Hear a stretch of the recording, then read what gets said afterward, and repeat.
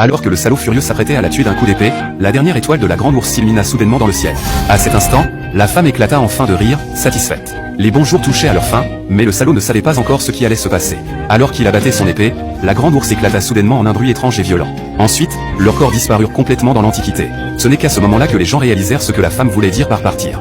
En fait, la femme et le salaud n'étaient pas des gens de l'Antiquité, mais des voyageurs du temps venus ensemble du 21e siècle.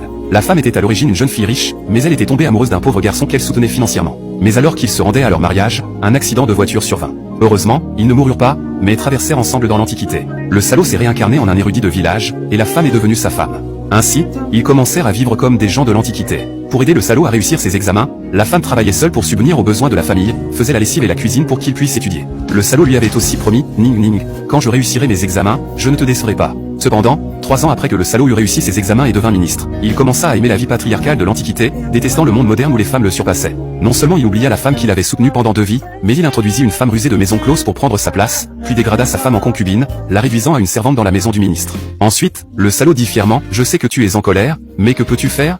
Après tout, ce n'est pas le 21e siècle maintenant. La jeune fille riche n'est qu'une épouse sans nom ni statut. Mais le salaud ne pouvait pas imaginer qu'il ne restait que 7 jours avant qu'il ne retourne à l'époque moderne.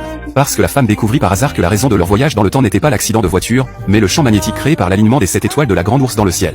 Quand l'alignement des étoiles réapparaîtrait, ce serait le moment où elle et le salaud retourneraient à l'époque moderne. Et maintenant, la première étoile parmi les 7 est déjà complètement illuminée. Chaque jour, une autre étoile s'illuminerait, et dans 6 jours, le salaud redeviendrait un pauvre garçon. Profite bien de ta gloire maintenant, mais attends de voir quand tu seras de retour au 21e siècle.